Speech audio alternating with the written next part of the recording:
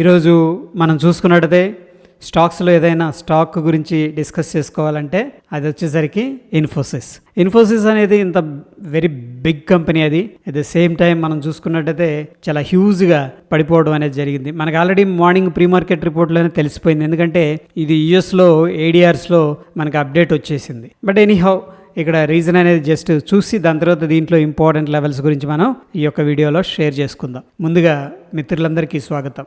ఇక్కడ మనందరికీ తెలిసిందే, మెయిన్ ఏంటంటే ఇక్కడ ఎకనామిక్ టైమ్స్ వీళ్ళు ఏంటంటే ప్రాఫిట్ 6,150 కోట్ల దాకా ఉంటుందని చెప్పేసి ఎక్స్పెక్ట్ చేస్తే 5,945 కోట్లు మాత్రమే ఇవ్వటం అనేది జరిగింది. దగ్గర ఈ యొక్క 150 కోట్లు ఈ యొక్క 50 కోట్లు అంటే 200 కోట్లు అనేది డిఫరెన్స్ రావడం అనేది జరిగింది అనమాట. ఓకే, అండ్ ఈ సింపుల్ రీజన్ కాదు, దీని వెనక ఉన్న ఇంకొక మేజర్ రీజన్ ఏంటంటే వాళ్ళ యొక్క మేనేజ్మెంటే, ఎస్పెషల్లీ CEO ఏం చెప్పారంటే మ్యాక్రో ఛాలెంజెస్ చాలా ఉన్నాయి ప్రస్తుతం. ఏదైతే మేము అనుకుంటున్న రెవెన్యూ గ్రోత్ అనేది 4 to 7% ఉంటుందని చెప్పేసి ఇంతకుముందు అనుకున్నారు. బట్ ఏంటంటే అది డైరెక్ట్గా 1 to 3.5% స్టీప్గా కట్ చేసేసారనమాట. అంత ఉండదని చెప్పేసి చెప్పేశారు. ఇక ఎప్పుడైతే వాళ్ళే మేనేజ్మెంటే వాళ్ళకి తెలుస్తుంది కదా లోపల ఏం జరుగుతుంది అనేది, ఎప్పుడైతే రావడం జరిగిందో వెంటనే బ్రోకర్స్ కూడా రేటింగ్ ఏజెన్సీస్ వాళ్ళు ఈ యొక్క స్టాక్ మీద ఏంటంటే నెగిటివ్గా అండ్ టార్గెట్స్ని తగ్గించడం, ఇవన్నీ కూడా ఒత్తిడి అనేది రావడం జరిగింది. ఎనీహౌ హ్యూజ్గా డంపింగ్ అయితే చేశారు and very good stock long రన్లో. బట్ మేనేజ్మెంట్ ఇట్లా కామెంట్ చేస్తుందంటే లోపల సంథింగ్ ఈజ్ కుకింగ్ అన్న భావనలోకి కూడా వెళ్ళిపోయారనమాట చాలామంది. ఓకే, ఎనీహౌ ప్రస్తుతం ఉన్న ప్రైసెస్ ఏంటి అనేది ఒకసారి చార్ట్ మీద చూసి దాన్ని బట్టి దీన్ని హోల్డ్ చేయాలా లేకపోతే ఇంపార్టెంట్ లెవెల్స్ ఎక్కడ ఉన్నాయి అక్కడ బై చేసుకునే పరిస్థితి అయితే చేద్దాం.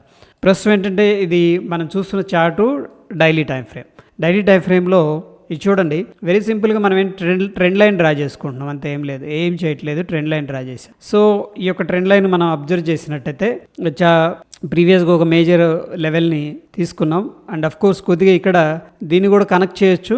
ఇది థర్డ్ పాయింట్ అవుతుంది. ఒకవేళ కనెక్ట్ చేయకపోతే సెకండ్ పాయింట్ అవుతుంది. దిస్ ఈజ్ కాల్డ్ ఏంటంటే సబ్జెక్టివ్. మనకున్న ప్రస్తుతం ఉన్న డేటా ప్రకారం మేజర్గా ఏ అయితే హైస్ ఉన్నాయో, ఓకే, పీక్స్ అంటాం వీటిని, ఆ యొక్క పీక్స్ని మనం కనెక్ట్ చేసి చూసామన్నమాట. కనెక్ట్ చేసి ఏంటంటే థర్డ్ పాయింట్ ఇక్కడికి వచ్చేసింది. ఈ లెవెల్ వచ్చేసరికి రఫ్గా 14,100 అనుకుందాం.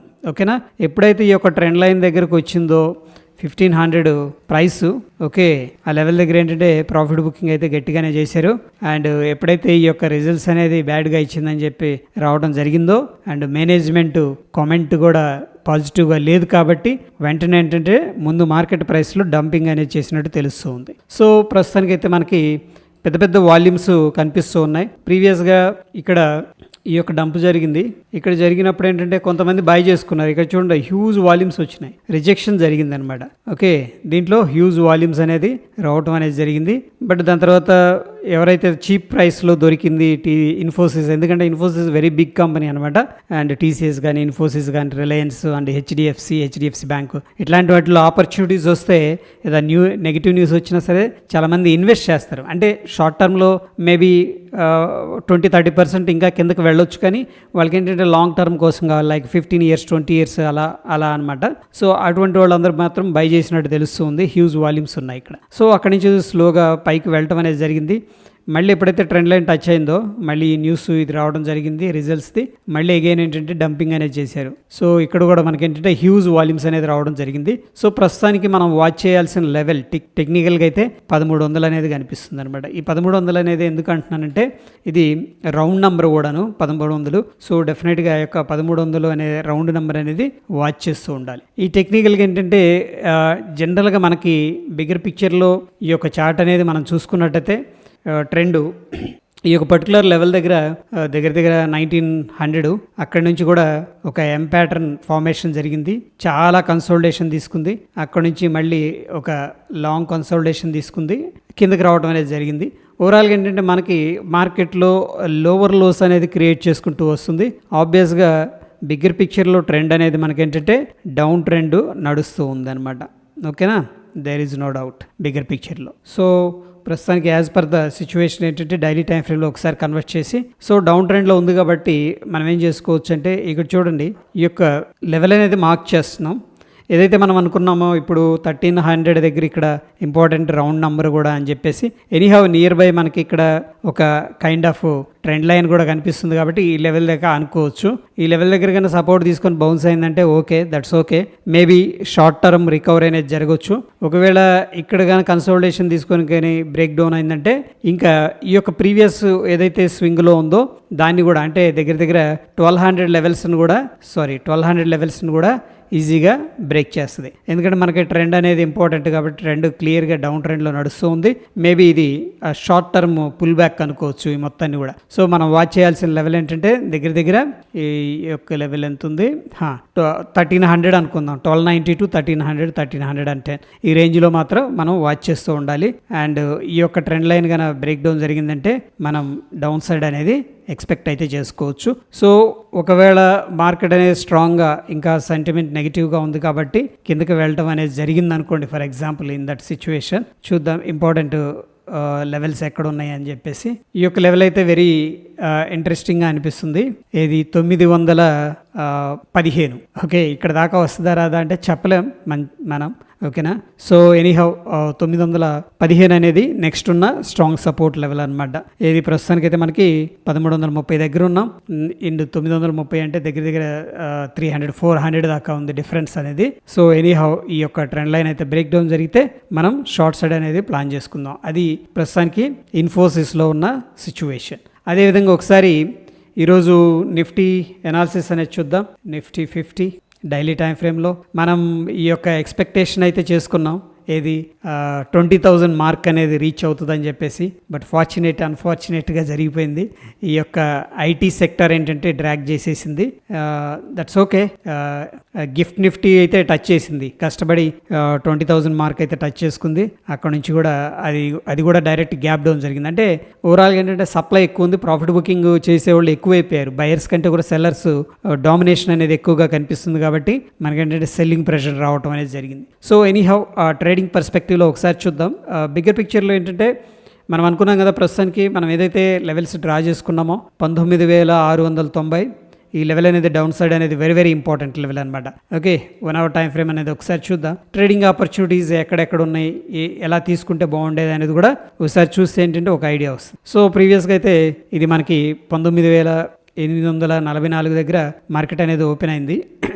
రైట్, 3 2 4 1 5 minutes టైం ఫ్రేమ్ అనేది కన్వర్ట్ చేసుకుందాం ఒకసారి. 5 minutes టైం ఫ్రేమ్ మనం కన్వర్ట్ చేసుకుంటే ఈ యొక్క డైరెక్ట్గా ఏంటంటే ఈరోజు న్యూస్ బేస్డ్ కాబట్టి గ్యాప్ డౌన్ అయింది. గ్యాప్ డౌన్ అయ్యి ప్రీవియస్గా ఏదైతే ట్రెండ్ లైన్ డ్రా చేసుకున్నామో ట్రెండ్ లైన్ ఎలా డ్రా చేసుకున్నామంటే మనం 1 hour టైం ఫ్రేమ్ని బేస్ చేసుకొని డ్రా చేసుకోవడం జరిగింది. ఇక్కడ ఈ యొక్క లోస్ని టచ్ చేస్తూ మనం ఏంటంటే ట్రెండ్ లైన్ ప్యారలల్గా డ్రా చేసుకున్నాం. ఇది ఛానల్, ఇది ప్యారలల్ ఛానల్ అంటాం. ఆ ఛానల్ లోకి ఎప్పుడైతే టచ్ అయిందో అక్కడ నుంచి కూడా బౌన్స్ అనేది జరిగింది.